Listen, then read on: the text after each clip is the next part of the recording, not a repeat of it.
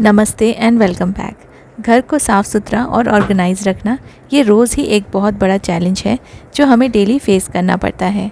Being a home maker हम लोग पूरी कोशिश करते हैं कि अपने घर को अच्छे से मैनेज कर सकें और हम सबकी एक्सपेक्टेशंस ये होती है कि घर को क्लीन और सुंदर रखने के साथ साथ जब भी मेहमान आए तो ये हमेशा रेडी रहना चाहिए। लेकिन रोज़ रोज़ की भागदौड़ में बहुत सारे काम में ये सारी चीज़ें मेंटेन करना आसान नहीं होता है। इसलिए आज के वीडियो में आपके साथ में कुछ हाउसकीपिंग हैक्स शेयर करने वाली हूँ जिससे आपका घर मैनेज करना इजी हो जाएगा और आपके सामान भी अच्छे से आप ठीक तरीके से रख पाएंगे। ये सिंपल और स्मार्ट हैक्स आपके जो क्लीनिंग का बोझ है उसको थोड़ा सा कम करेंगे और आपके घर को देंगे एक फ्रेश एंड वेलकमिंग लुक। तो चलिए स्टार्ट करते हैं।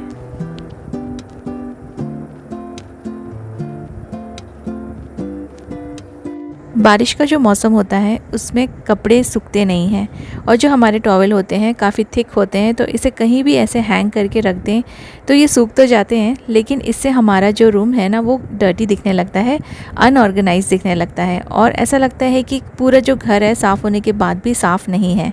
तो इन टॉवल्स को अगर आपको कहीं हैंग करना है अपने रूम में तो इनको थोड़े अच्छे तरीके से आप हैंग कीजिए जिससे कि ये ड्राई भी जल्दी हो जाएँ और आपका घर भी ख़राब ना दिखे। अगर हमारा घर बड़ा हो, रूम्स बड़े हों, तो इन्हें हम किसी ना किसी रैक्स में लगा के सुखा सकते हैं। लेकिन अगर रैक्स भी रखने की जगह ना हो और आपके पास हैंगर में लगाने के सिवाय और कोई ऑप्शन ना हो और आप चाहते हैं कि आपके टॉवल्स जल्दी भी सूख जाएं, तो आप हैंगर में इस तरह से रखिए कि इनमें हवा लगे और ये जल्दी से ड्राई हो जाएं। वैसे आप किसी भी हैंगर में इसे सिंपल तरीके से भी रख सकते हैं, लेकिन सभी हैंगर्स का एक नॉर्मल साइज़ आता है जिसमें ये हैंगर्स पूरी तरीके से ओपनली आप इसमें फ़िट नहीं कर सकते। तो इन्हें शैबिली रखने से बेटर है कि आप इस तरह से इसके जो कॉर्नर्स हैं उनको फ़ोल्ड कर दीजिए। अब ऐसे रखने से भी इनके जो फोल्ड्स हैं ना, इसके अंदर हवा नहीं लगेगी और ये जल्दी से ड्राई नहीं होंगे। तो बस जो आपने ऐसे कॉर्नर फ़ोल्ड किया है ना, इसको उठा के आपको हैंगर के ऊपर की तरफ इस तरह से फ़ोल्ड कर देना है, जिससे कि अंदर से बीच बीच में जो फोल्ड्स हैं उसमें ईज़िली हवा पास होगी और इससे आपके जो टॉवल्स हैं वो जल्दी सूख जाएंगे। और इसे आप अगर कहीं भी हैंग करेंगे अपने रूम में तो आपका जो रूम है वो भी ख़राब नहीं दिखेगा। किसी भी चीज़ को अगर हम अच्छे तरीके से हैंग करेंगे तो रूम अनटाइडी नहीं लगता है।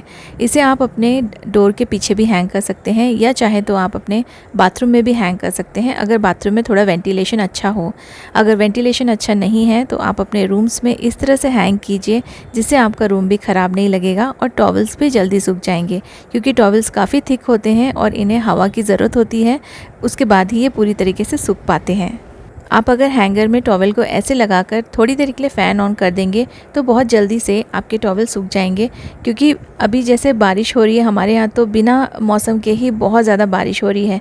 ऐसे में रूम्स में भी बहुत मॉइस्चर हो जाता है, उसके लिए हवा की ज़रूरत होती है और टॉवल जल्दी नहीं सूखते हैं। तो आप फ़ैन लगा के इस तरह से हैंग कीजिए, आपके टॉवल्स फटाफट से सूख जाएंगे और इनमें स्मेल भी नहीं आएगी।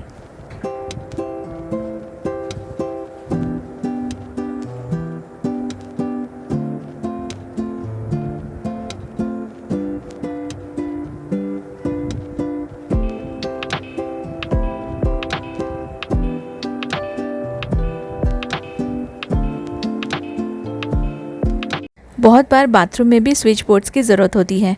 कभी हम लोग को बाल सुखाना होता है तो हेयर ड्रायर यूज़ करने के लिए या दूसरी चीज़ें यूज़ करने के लिए तो एक हाथ प्लग पॉइंट हमेशा हर किसी के बाथरूम में ज़रूर होता है। लेकिन बाथरूम में इस तरह के स्विच थोड़े से डेंजरस हो जाते हैं, तो इनको कवर करने के लिए मैं यहाँ पे एक पुराना टिफ़िन यूज़ कर रही हूँ। कोई भी स्कूल में आप जो बच्चों को देते हैं टिफ़िन्स पुराने हो जाते हैं थोड़े, तो इन्हें फेंकने के बदले आप इस तरह से यूज़ कर सकते हैं। टिफ़िन का जो लिड है उसका बीच का पोर्शन मैंने पूरा रिमूव कर दिया है और इनके चारों कॉर्नर्स में मैंने डबल टेप लगा दिया है। डबल टेप किसी भी वॉल या फिर टाइल्स में ईजिली चिपक जाता है और अगर बाथरूम में मॉइस्चर भी होता है तो भी ये नहीं निकलेगा। तो मैंने लिड को यहाँ पे अच्छे से चिपका दिया है और इसका जो टिफ़िन का जो पोर्शन है, बेस है, इसको यहाँ पे लगा के हम लोग इसको ऐसे फिट कर सकते हैं और ये लॉक कर सकते हैं। इससे आपके स्विच बोर्ड के अंदर बिल्कुल भी पानी नहीं जाएगा और जब भी आपको इसको ज़रूरत है, आप इसे यूज़ करना चाहते हैं, तो इसका जो लिड है वो ओपन कर दीजिए। लिड आपके वॉल पे ही चिपका रहेगा और प्लग पॉइंट आप यूज़ करके टिफ़िन निकाल के वापस से इसे क्लोज़ करके रख सकते हैं। इससे अगर आपके घर में छोटे बच्चे हैं तब भी आप ऐसी चीज़ें यूज़ कर सकते हैं प्लग पॉइंट्स के लिए। किसी भी तरह के पुराने बॉक्सेस ऐसे जो लॉक हो जाएं उनको आप अपने घर में किसी भी प्लग पॉइंट में यूज़ कर सकते हैं। कई बार हमारे टेरेस में ऐसे स्विच बोर्ड्स होते हैं जहाँ पे पानी भर जाता है बारिश के टाइम, वहाँ पर भी आप ऐसे लगा सकते हैं और ये छोटे बच्चों से हाइड करने के लिए बहुत अच्छा ऑप्शन है। हमारे घर में ऐसी बहुत सारी क्रॉकरीज़ होती है जो हम डेली यूज़ में नहीं लाते हैं। मोस्टली जब गेस्ट आते हैं तब हम इसे ओकेजनली यूज़ करते हैं, लेकिन कैबिनेट के अंदर रखे रखे भी इनमें डस्ट आ जाता है और जब भी हमें इन्हें यूज़ करना है तो इसे वॉश करना पड़ता है। अच्छे से वॉश करके रखने के बाद भी फिर दोबारा से वॉश करना पड़े, इसमें हमारा टाइम भी वेस्ट होता है। तो इसके लिए ना आप जब भी इन्हें अपने कैबिनेट्स में रखें वॉश करके, तो इन सभी प्लेट्स को, जितनी भी क्रॉकरीज़ आप यूज़ कर रहे हैं, इनको ना आप अच्छे से ऐसे क्लिंग फिल्म से कवर कर दीजिए। ऐसे में ये सेफ़ भी रहेंगे, इनमें क्रैक्स भी नहीं आएंगे और इनमें डस्ट बिल्कुल नहीं आएगा।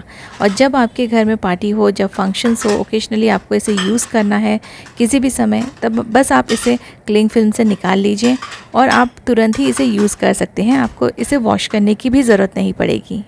वैसे भी जब हम किसी गेस्ट को इनवाइट करते हैं तो दूसरे बहुत सारे काम होते हैं, उसमें अगर हमें ये क्रॉकरीज़ भी वॉश करते बैठे रहना पड़े तो बहुत ज़्यादा समय भी बर्बाद होता है और हमारी एनर्जी भी वेस्ट होती है। इसलिए जितनी भी क्रॉकरीज़ आपके पास हैं, चाहे वो कप्स हो, बाउल्स हो, उन सबको आप ऐसे क्लिंग फिल्म से कवर करके रख सकते हैं। ऐसी कोई क्रॉकरी जिसको आप स्टैक करके रखने वाले हैं और आपको डर लग रहा है कि वो कहीं क्रैक ना हो जाए या उनमें कोई स्क्रैचेस ना आ जाए, तो आप ऐसे जो नैपकिन्स होते हैं ना, पेपर नैपकिन्स, उनको आप बीच बीच में डाल दीजिए। जैसे छोटे छोटे बाउल्स है, उसमें मैंने एक ही पेपर नैपकिन को 4 पार्ट्स में कट करके अंदर एक के बीच में एक डाल दिया है और फिर उसके बाद मैं इन्हें ऊपर से क्लिंग फिल्म से कवर कर रही हूँ। तो इसके बीच बीच में स्क्रैचेस आने का भी कोई डर नहीं रहेगा, टूटने का भी डर नहीं रहेगा। और अगर हम क्लिंग फिल्म से इसे कवर करते हैं तो ये दिखने में भी, इसका जो डिज़ाइन वगैरह है वो छुपता नहीं है। अगर आपके यहाँ पे ट्रांसपेरेंट क्रॉकरी यूनिट है तो भी आप ऐसे ही कवर करके रख सकते हैं। इसमें किसी को पता भी नहीं चलेगा कि ये क्लिंग फिल्म से कवर्ड है। बहुत सारे पुराने सॉक्स हमारे पास पड़े रहते हैं, इनको भी आप यूटिलाइज़ कर सकते हैं अपने घर में। सबसे पहले इन्हें अच्छे से वॉश कर लीजिए डेटॉल वगैरह डाल के, और इस पर मैंने कुछ पुराने ग्रेन्स डाल दिए हैं जो कुछ टाइम से रखे हुए थे। मैंने इसमें मिक्स ग्रेन्स डाल दिए हैं, आप इसमें सिर्फ राइस भी डालेंगे तो भी चलेगा। और इसमें आप थोड़ा सा परफ्यूम स्प्रे कर दीजिए, या अगर आपके पास कोई अच्छा एसेंशियल ऑयल है तो आप वो भी डाल सकते हैं।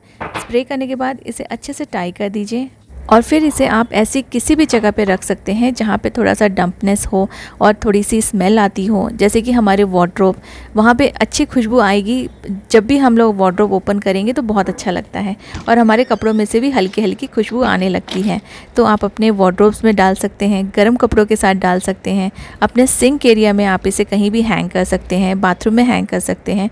तो ऐसी जगह पे जहाँ पे चाहिए कि आपको थोड़ा सा खुशबू आए, वहाँ पे आप ऐसे पुराने सॉक्स में ग्रेन्स डाल के परफ्यूम स्प्रे करके इन्हें यूज़ कीजिए। पुराने सॉक्स को यूज़ करने का एक और बहुत अच्छा तरीका बता रही हूँ। कोई भी साफ़ सफाई अगर आपको करनी हो, ये सॉक्स को आप हाथ में ऐसे पहन लीजिए और आपकी जो क्लीनिंग है ना, डस्टिंग है, वो इतनी आसान हो जाएगी। आपको बार बार जो कपड़े हैं वो ना तो गीले करने पड़ेंगे डस्टिंग के, और ना ही आपको कोई स्प्रे यूज़ करना पड़ेगा। सॉक्स को हाथ में ऐसे पहनने के बाद आप उसे हल्का सा गीला कर लीजिए, और जो भी एरियाज़ जहाँ पे डस्टिंग के कपड़ों से क्लीनिंग नहीं हो पाती है, जैसे हमारे कुछ कुछ फर्नीचर्स होते हैं जिनके कुछ डिज़ाइंस ऐसे होते हैं जहाँ पे क्लीनिंग अच्छे से नहीं हो पाती और डस्ट जम जाता है, तो आप ये सॉक्स पहन के उस एरियाज़ को भी अच्छे से क्लीन कर लीजिए। तो ये बहुत आसान हो जाएगा, आपको बार बार कोई भी डस्टिंग का कपड़ा पानी में डुबाने की ज़रूरत नहीं है, या चेंज करने की ज़रूरत नहीं है, या कोई भी स्प्रे यूज़ करने की ज़रूरत नहीं है। जैसे मेरे डाइनिंग टेबल के चेयर्स में बहुत सारे डिज़ाइंस हैं बैक साइड में, तो ये जो डिज़ाइंस हैं इनके बीच में बहुत सारा डस्ट जम जाता है। तो इसको क्लीन करने के लिए सॉक्स अगर मैंने पहन लिया है हाथ में, तो इससे बहुत ही अच्छे से, आसानी से और जल्दी से ये साफ़ सफाई हो जाती है। सिमिलरली आप अपने विंडो के ग्रिल्स को भी ऐसे ही क्लीन कर सकते हैं। कई बार ग्रिल्स में भी बहुत छोटे छोटे डिज़ाइंस होते हैं, उससे ये आसानी से साफ़ हो जाएंगे। कर्टन्स के रॉड भी, अगर आप कर्टन्स चेंज कर रहे हो तो कर्टन्स के रॉड को भी आप ऐसे क्लीन कर सकते हैं।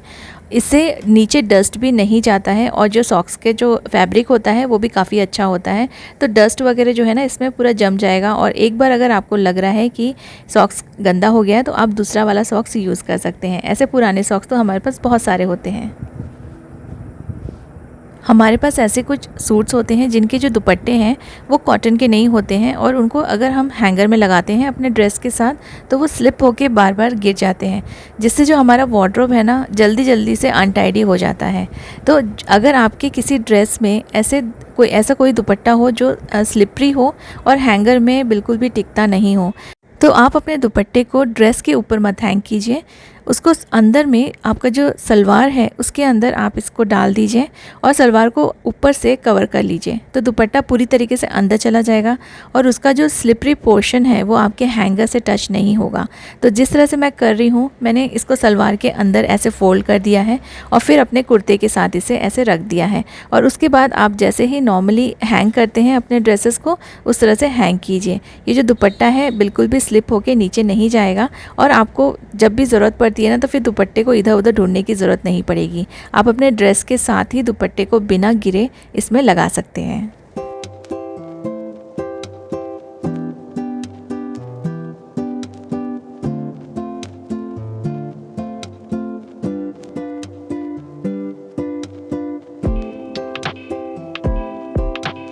ये होम मेकिंग हैक्स हमारे घर के काम को थोड़ा आसान कर देते हैं और कुछ चीज़ों को स्टोर करना थोड़ा इजी हो जाता है। इनको यूज़ करके ज़रूर देखिए। उम्मीद करती हूँ आपने वीडियो एंजॉय किया होगा। Thank you so much for watching.